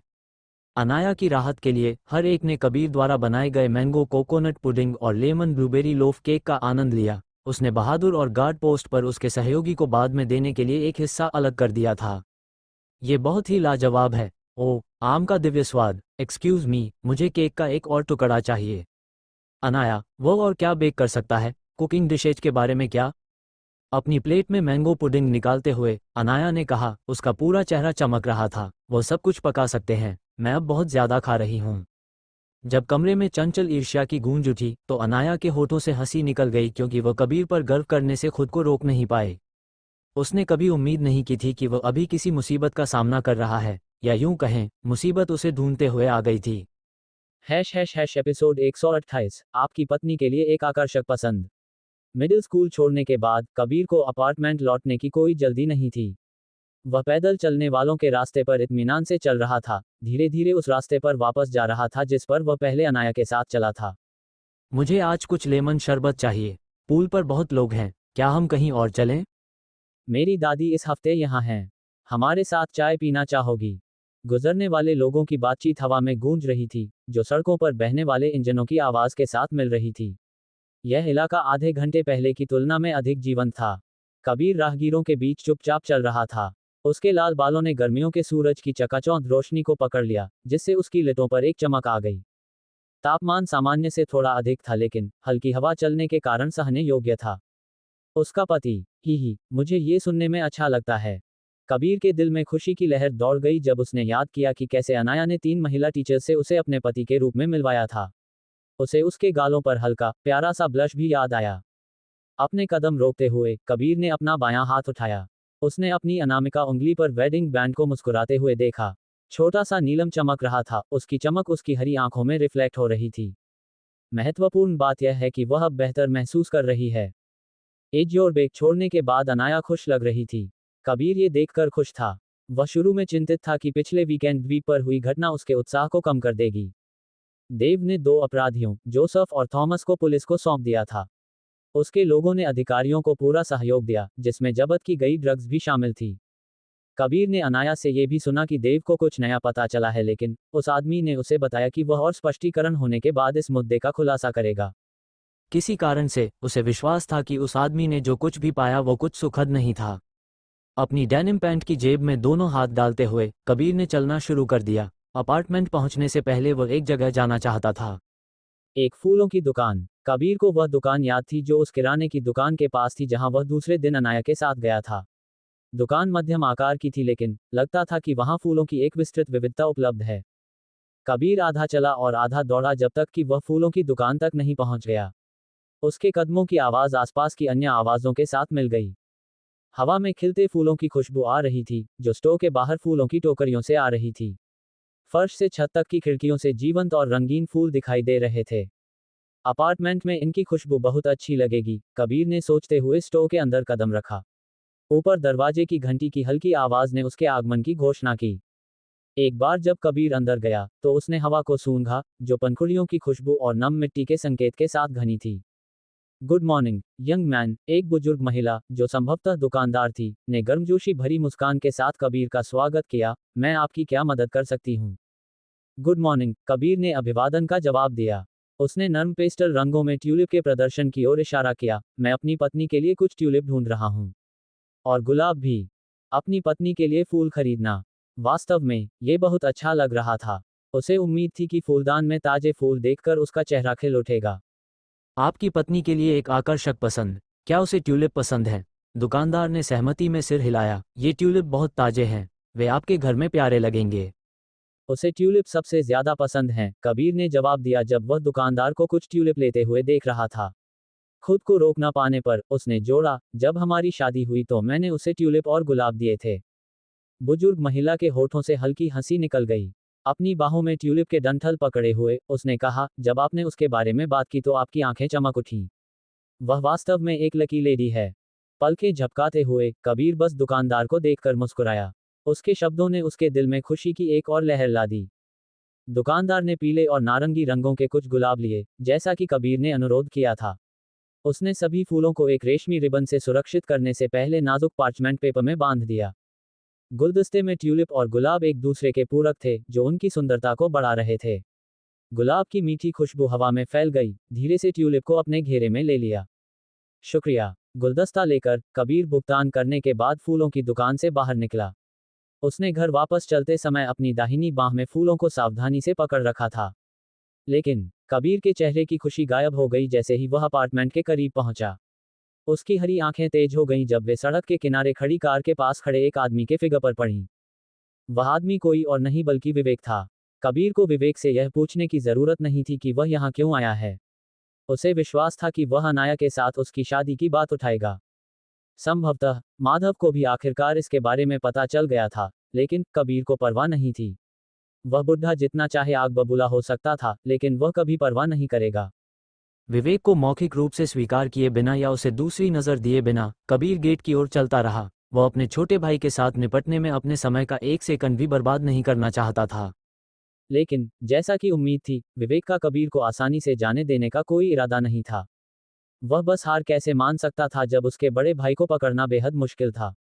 उनके पिता अभी भी मल्होत्रा परिवार की वारिस के साथ उसके बड़े भाई की शादी को लेकर गुस्से में थे। उस आदमी की क्रोधित टिप्पणियां अभी भी उसके दिमाग में गूंज रही थीं। विवेक को खुद यहाँ आना पड़ा क्योंकि उसे काम पूरा करने के लिए अपने अधीनस्थों पर भरोसा नहीं था। कुछ जांच के माध्यम से उसे पता चला कि कबीर अब कहाँ रहने लगा है। पिताजी गुस्से में हैं, विवेक की पहली टिप्पणी थी जब वह कार से दूर हटकर कबीर की ओर बढ़ा। उन्हें तुम्हारी शादी के बारे में पता चल गया। बिना रुके कबीर ने जवाब दिया, उसकी आवाज बर्फीली थी। मैं जिससे चाहूं शादी करूंगा। इसमें किसी का कोई दखल नहीं होगा। हताश होकर विवेक ने कबीर के बाएं हाथ को पकड़ने के लिए हाथ बढ़ाया। कम से कम मल्होत्रा लेडी से नहीं। तुम पिताजी को और गुस्सा दिलाने पर तुले हो, है ना? कबीर ने जल्दी से अपना हाथ विवेक से छुड़ाया। मुड़ते हुए उसकी तीखी नजर उस पर पड़ी। विवेक ने अनजाने में थूक निगला। कबीर को शायद ही कभी देखने के बावजूद वह इस बात से इनकार नहीं कर सकता था कि उसके बड़े भाई का प्रभावशाली आभामंडल उसे आसानी से निगल सकता था। जब कबीर बोला तो दबे हुए गुस्से से भरी उसकी आवाज ने हवा को चीर दिया।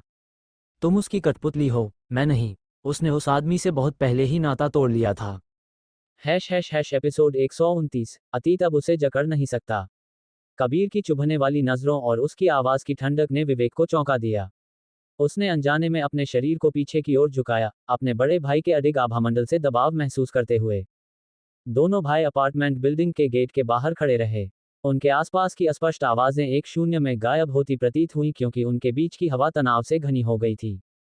सुबह की धूप कबीर के फिगर के पीछे से आ रही थी, जिससे उसके चेहरे पर हल्की छाया पड़ रही थी। अपने गुस्से को दबाने की कोशिश करते हुए उसने विवेक से 2 कदम पीछे ले लिए। उसने गुलदस्ते पर अपनी पकड़ ढीली कर दी, उसे बहुत कसकर पकड़ने से डरते हुए। एक आह छोड़ते हुए कबीर ने अपने उबलते हुए गुस्से को जाने देने की कोशिश की। अपने गुस्से को अपनी भावनाओं के साथ खिलवाड़ करने देना उसके लिए अच्छा नहीं होगा। कबीर ने अपनी तीखी नजरें विवेक की आंखों पर जमाए रखीं।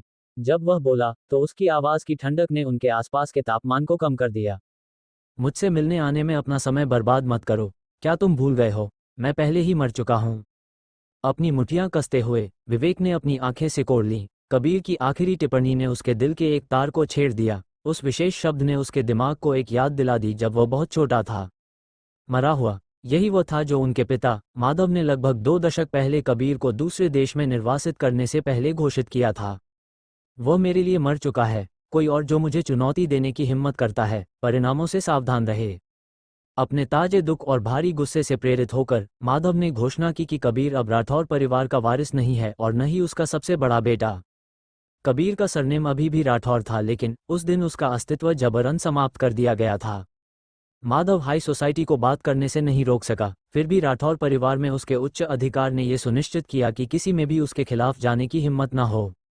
विवेक ने थूक निगला, जवाब के लिए अपने दिमाग पर जोर डाला। उसने अपनी पीठ सीधी की, कबीर की सर्द नजरों के नीचे लड़खड़ाने की कोशिश नहीं की। राठौर परिवार के वारिस के रूप में अपने सही खिताब से वंचित होने के बावजूद विवेक इस बात से इनकार नहीं कर सकता था कि कबीर में अभी भी आवश्यक गुण थे। अडिग उपस्थिति और शांत अधिकार की हवा, भले ही आवाज न उठाई जाए, और अत्यधिक विश्लेषणात्मक। विवेक के दिल की गहराई में वह जानता था कि वह कबीर से बहुत पीछे है, भले ही वह उसी प्रशिक्षण से गुजरा हो जो उसके बड़े भाई ने पहले इस्तेमाल किया था। कबीर ने मन ही मन आह भरी। शांत विवेक से अपनी आंखें हटाते हुए उसकी नज़र अपनी बाह में ताजे गुलदस्ते पर पड़ी। गुलाबों की फूलों वाली खुशबू उसके चारों ओर हवा में घुल गई, जिससे उसे बेहतर महसूस करने में मदद मिली।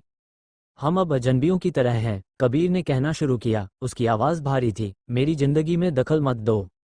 वास्तव में कबीर ने अनाया से कहा था कि उसने अपनी शादी के साथ राठौर परिवार में गड़बड़ी पैदा करने की योजना बनाई है, लेकिन यह उसका इरादा कभी नहीं था। कबीर ने केवल अपनी पृष्ठभूमि का लाभ उठाया ताकि अनाया को इस कॉन्ट्रैक्ट मैरिज में उसे अपने साथी के रूप में रखने के लिए मनाया जा सके। विवेक ने महसूस किया कि उसके नाखून उसकी हथेलियों में गहरे गड़ गए हैं क्योंकि उसने अपनी मुठियां कस लीं। उसकी तर्कशक्ति उन संदेहों से जूझ रही थी जिन्होंने उसके दिमाग पर कब्जा करने की कोशिश की। क्या वो सच में सच बोल रहा था? विवेक का मानना था कि अगर कबीर वास्तव में उनके पिता के साथ खिलवाड़ करना चाहता है तो उसके पास 2 चीजें हैं जिनका वो उपयोग कर सकता है। 1. मल्होत्रा परिवार की वारिस के साथ उसकी अचानक शादी। 2. विक्रांत इन्वेस्टमेंट्स के सीईओ के साथ उसकी दोस्ती। कबीर और निखिल विक्रांत के करीबी दोस्त होने की बात विवेक तक उसके दोस्तों के माध्यम से पहुंची जो ईशानी रोहन, स्टेफनी मटियस की शादी में शामिल हुए थे। निखिल विक्रांत एकांतप्रिय होने के लिए प्रसिद्ध थे। वह शायद ही कभी किसी सामाजिक समारोह में शामिल होते थे, हमेशा अपने दाहिने हाथ फरहान मचेंट को भेजते थे। विक्रांत इन्वेस्टमेंट्स के सीईओ को कबीर का गर्मजोशी से स्वागत करते हुए सुनना, ये भी कहना कि वे दोस्त हैं, विवेक को ये बताने के लिए पर्याप्त था कि उनकी दोस्ती सतही नहीं थी। त्योरी चढ़ाते हुए विवेक ने खुद को याद दिलाया कि अधिक महत्वपूर्ण विषय कबीर की अनाया मल्होत्रा से शादी थी। वह निखिल के बारे में बाद में पता लगा सकता था। तो तुमने उससे शादी क्यों की? विवेक थूका, इस मामले को आसानी से जाने देने में असमर्थ। तुम दोनों एक दूसरे को मुश्किल से जानते थे। मैं तुम्हें जवाब देने के लिए बाध्य नहीं हूं, कबीर ने जवाब दिया। स्पष्ट रूप से विवेक से बात करने में कोई दिलचस्पी नहीं थी। ये बेवकूफ़ी भरा पीछा करना बंद करो, अब तुम वारिस हो, कंपनी पर ध्यान दो। विवेक को ये बेतुका शिकार न करने के बारे में बेहतर पता होना चाहिए था। भले ही माधव ने उस पर दबाव डाला, उसे उस आदमी के हर आदेश का पालन करने की जरूरत नहीं थी। माधव राठौर भले ही अक्षम्य हो, लेकिन वह कभी नहीं चाहेगा कि उसकी विरासत उसके अपने बेटे के अलावा किसी और व्यक्ति के पास जाए। विवेक के जवाब का इंतजार किए बिना कबीर अपनी एड़ियों पर घूमा, अपार्टमेंट के कंपाउंड के अंदर चला गया। उसके कदम स्थिर थे, जैसे कि उसे विवेक से भागने की कोई जल्दी नहीं थी। मैं उसे दोबारा नहीं देखना चाहूंगा। वाइब्रेंट गुलदस्ता ले जाते हुए कबीर के चेहरे पर गहरी छाया मंडरा रही थी। 10वीं मंजिल पर पहुंचने के बाद वह चुपचाप लिफ्ट से बाहर निकला। जब माधव ने उसे पहले निर्वासित किया था तो कबीर रोष और दुख दोनों से भर गया था। वह बेहद गुस्से में और परेशान था, क्योंकि उसके पिता का फैसला कितना अनुचित था। लेकिन कबीर अब अपने अतीत का वही क्रोधित और दुखी युवा लड़का नहीं था। उसने हर चीज के साथ समझौता कर लिया था। सबसे महत्वपूर्ण बात यह थी कि उसने स्पष्ट रूप से देखा था कि उसकी मां की मृत्यु का दोष कितना गलत था, कुछ ऐसा जो उसके पिता दशकों बाद भी करने में विफल रहे। अतीत अब उसे जकड़ नहीं सकता था, उसके पिता के विपरीत, जो अभी भी उसे बेड़ियों में जकड़ने देते थे। अगर कोई एक चीज थी जो अतीत में जो हुआ उससे उसे खुशी देती थी, तो वह उससे मिलना था। मुझे इसे यहाँ रखना चाहिए। और वहाँ एक बार जब कबीर अपार्टमेंट के अंदर गया तो उसने जल्दी से गुलदस्ते को 2 बंडलों में विभाजित कर दिया। उसने एक को लिविंग रूम में कॉफी टेबल पर बैठे फूलदान के अंदर रखा, जबकि दूसरा प्रवेश द्वार के लिए था। ताजे फूलों को देखकर उसके होठों पर मुस्कान आ गई। उसे उम्मीद थी कि फूलों को देखकर वह उसकी मुस्कान को चमकते हुए देखेगा। कबीर ने अपनी तर्जनी उंगली से नाजुक पंखुड़ियों को ट्रेस किया। फूलों से अपनी नजरें हटाते हुए उसने दीवार घड़ी की ओर देखा। अनाया कुछ घंटों बाद तक घर नहीं लौटेगी। कबीर ने लंच का फैसला पहले ही कर लिया था, जिसकी सभी सामग्री उसने तैयार कर ली थी। स्पाइसी हनी ग्लेज्ड चिकन, एक सरल लेकिन स्वादिष्ट और पेट भरने वाली डिश।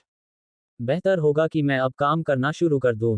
अपार्टमेंट बेदाग था, इसलिए इसे साफ करने की कोई जरूरत नहीं थी।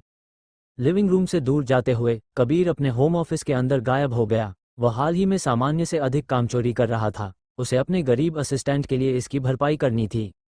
विवेक के साथ संक्षिप्त मुलाकात कबीर के दिमाग से निकल गई थी। वह अपने वर्क डेस्क पर अटका हुआ था, अपने काम के बैकलॉग को साफ करने की कोशिश कर रहा था। सुबह का बाकी समय उसके लिए शांति से बीत गया। उसके छोटे भाई की अचानक उपस्थिति का कोई अप्रिय निशान नहीं छोड़ा। Episode 130 sports day discussion middle school में वापस। कॉफी ब्रेक के बाद टीचर्स अपनी सीटों पर लौट आए। ताजी बनी कॉफी की समृद्ध सुगंध मीटिंग रूम में बनी रही। उनमें से कुछ अपने साथ डेजर्ट की प्लेटें मीटिंग टेबल पर ले आए, जिनमें प्रिंसिपल शर्मा भी शामिल थे। अब प्रिंसिपल ने शुरू किया। उनके होंठ धीरे से ऊपर की ओर मुड़े। स्पोर्ट्स डे पर चर्चा करने का समय है। अनाया कुछ टीचर्स के साथ प्रिंसिपल शर्मा के शब्दों को सुनकर हंस पड़ी। वे सभी जानते थे कि स्पोर्ट्स डे हर साल सबसे प्रतीक्षित आयोजनों में से एक था। गर्मियों की छुट्टियां शुरू होने से पहले उत्साहित स्टूडेंट्स ने इसके बारे में पूछना शुरू कर दिया था। तारीख पहले ही तय हो चुकी थी, लेकिन तैयारियां अभी भी चल रही थीं। वे सामान्य से अधिक उत्साहित हैं क्योंकि हमने इस साल इसे पतझड़ में आयोजित करने का फैसला किया है, इतिहास के शिक्षकों में से एक, हर्ष ने कहा। जैसा कि उसने छात्रों का उल्लेख किया, उनके पेरेंट्स ने भी मंजूरी दे दी। हर्ष के शब्दों का उसके साथी कलीग्स ने सहमति में सिर हिलाकर स्वागत किया। अनाया ने भी यही विचार साझा किया। स्पोर्ट्स डे आमतौर पर गर्मियों की छुट्टियों से पहले आयोजित किया जाता था। यह एक तरह की परंपरा बन गई थी। अन्य स्कूलों ने भी ऐसा ही किया। तथाकथित परंपरा इस साल टूट गई जब प्रिंसिपल शर्मा ने इसे पतझड़ में धकेलने का फैसला किया। टीचर्स और स्टूडेंट्स दोनों ने नए बदलाव का स्वागत किया, जिसमें पेरेंट्स भी शामिल थे। स्पोर्ट्स डे के दौरान पेरेंट्स और गार्जियन छात्रों का उत्साह बढ़ाने के लिए आ सकते थे। कुछ खेलों में वयस्कों और बच्चों के बीच सहयोग शामिल था। हर्ष सही कह रहा है, बोमन ने बीच में कहा। वह एक पीई टीचर था। पतझड़ में मौसम बहुत अधिक सुखद होगा। हमें उनके ज्यादा गर्मी लगने की चिंता भी नहीं करनी होगी। बेला ने ताली बजाई। सैनेरी को मत भूलना। पतझड़ के दौरान हमारे स्कूल का नज़ारा अच्छा होता है। बच्चों को यह निश्चित रूप से अधिक पसंद आएगा। प्रिंसिपल शर्मा ने अपने नोट्स पर नजर डाली। उन्होंने बेबसी में सिर हिलाया और कहा, तो इवेंट लाइनअप पर चर्चा करने का समय है। हमारे पास सामान्य लोकप्रिय खेल होंगे, लेकिन क्या किसी के पास नए विचार हैं?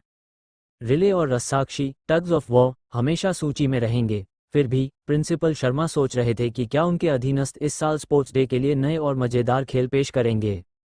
टीचर्स ने चर्चा का एक और दौर शुरू किया। कोई भी अपने विचार व्यक्त करने से नहीं कतराया। मीटिंग रूम उनकी बातचीत से गूंज रहा था। उसी समय टीचर्स ने खुद को छोटे समूहों में विभाजित कर लिया। उनमें से प्रत्येक के अपने कार्य थे, जिनमें अनाया भी शामिल थी। अनाया, हमें एक मजेदार हिस्सा मिला। हाँ, मैं इसका इंतजार नहीं कर सकती। नेहा का उत्साह स्पष्ट था, जिससे अनाया मुस्कुरा दी। उन दोनों को हर्ष सहित स्टॉल की देखरेख का काम सौंपा गया था। क्लबों को एक एक स्टॉल खोलने की अनुमति थी, जिसे ज्यादातर बड़े छात्र संभालते थे। जबकि छात्रों ने अपने क्लबों के लिए धन जुटाने की कोशिश की, उन्हें अपनी रचनात्मकता और टीम वर्क दिखाने का मौका मिला। पिछले साल टीचर्स के एक अन्य समूह ने स्टॉल और भाग लेने वाले क्लबों की देखरेख की थी। अधिकांश छात्र उन वस्तुओं को बेचने में कामयाब रहे जिनका उन्होंने व्यापार किया था। उन्होंने ट्रेडिंग में अपने अनुभव के बारे में खुशी से बताया। एक बार जब सभी भूमिकाएं सौंप दी गईं, तो प्रिंसिपल शर्मा ने घोषणा की कि वे आज के लिए मीटिंग स्थगित कर देंगे। वे धीरे से अपनी सीट से खड़े हो गए। उनके सफ़ेद बाल कांच की खिड़कियों से आने वाली धूप में चमक रहे थे। आप लोग अपने कार्यों पर एक दूसरे के साथ चर्चा करना शुरू कर सकते हैं। हम अगली स्पोर्ट्स डे मीटिंग किसी और समय करेंगे। ओह, मैंने घोषणा नहीं की। प्रिंसिपल शर्मा की आखिरी टिप्पणी ने बाकी टीचर्स को साजिश में डाल दिया। सभी की निगाहें उन पर टिकी थीं, ये सोचकर कि उस बुजुर्ग आदमी को क्या कहना है।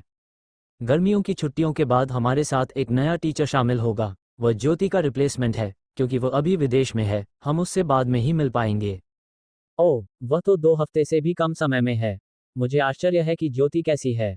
हमें जल्द ही उसका रिप्लेसमेंट मिल जाएगा, है ना? अपनी पूर्व सहयोगी का नाम सुनकर अनाया ने धीरे से हम किया।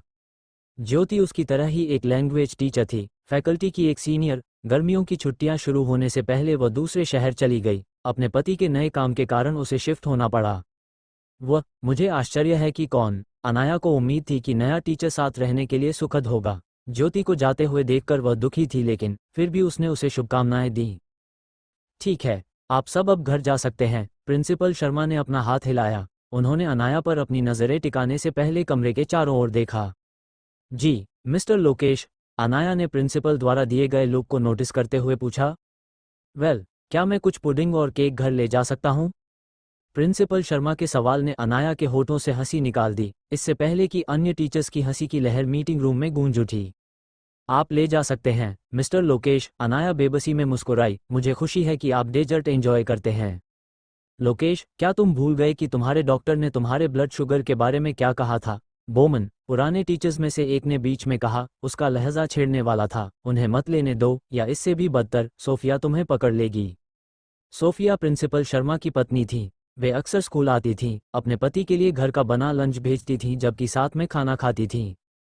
हाँ, मैं इतने सारे नहीं लूंगा। प्रिंसिपल शर्मा ने अजीब तरह से हंसते हुए अपने झुर्रियों वाले गाल को खुजलाया। उनकी प्रतिक्रिया ने बाकी लोगों से और हंसी बटोरी। जल्द ही सभी ने मीटिंग रूम छोड़ दिया। कुछ सीधे मेन गेट की ओर चले गए, घर जाना चाहते थे, जबकि कुछ स्कूल में ही रहे। मीटिंग रूम छोड़ने के बाद अनाया ने कबीर को टेक्स्ट किया। अपनी कलाई घड़ी पर नजर डालते हुए उसने देखा कि घड़ी में दोपहर के लगभग 1 बज चुके थे। बेहतर होगा कि मैं पहले अपने डेस्क पर जाऊं। अपनी एड़ियों पर घूमते हुए अनाया टीचर्स लाउंज की ओर बढ़ी। उसके पास कुछ चीजें थीं जिन्हें वह वापस अपार्टमेंट लाना चाहती थी। अनाया अभी घर नहीं जा रही। एक जानी पहचानी आवाज ने अनाया को बुलाया जब वह अपने क्यूबिकल में कुछ लिख रही थी। ऊपर देखते हुए उसकी नज़र ईशा से मिली, जो लैंग्वेज फैकल्टी में उसकी एक कलीग थी। मुस्कुराते हुए अनाया ने जवाब दिया, मैं अपने पति का इंतजार कर रही हूँ। वे जल्द ही यहाँ होंगे। वो विशेष शब्द अब उसके मुंह से आसानी से निकल रहा था। ओह, कितना रोमांटिक। ईशा हंसी। अनाया की प्रतिक्रिया पर उसकी आंखें खुशी से चमक उठी। मैंने उन्हें केवल दूर से देखा। वह एक हैंडसम लड़का है ना? तुम दोनों एक परफेक्ट मैच हो। अनाया के होंठ एक नर्म मुस्कान में पिघल गए। उसने अपने गालों से दिल को घूमते हुए महसूस किया। शुक्रिया ईशा, मैं अगली बार तुम्हें उनसे मिलवाऊंगी। अनाया और ईशा ने कुछ और शब्दों का आदान प्रदान किया, इससे पहले कि वह आखिरकार चली गई। कुछ ही देर बाद उसे कबीर का टेक्स्ट मिला, जिसमें कहा गया था कि वह पहुंच गया है, डिस्पोजेबल फूड बॉक्स लाते हुए, जिसमें बहादुर और गार्ड पोस्ट पर उसके सहयोगियों के लिए हिस्सा था। अनाया जल्दी से नीचे चली गई। वह उसे ये बताने के लिए इंतज़ार नहीं कर सकती थी कि हर कोई उसके डेजर्ट को कितना पसंद करता है। किसी तरह वह देखना चाहती थी कि उसका चेहरा कैसे खिलता है, या जब वह उसे बताएगी तो वह ब्लश भी करेगा। ###एपिसोड 131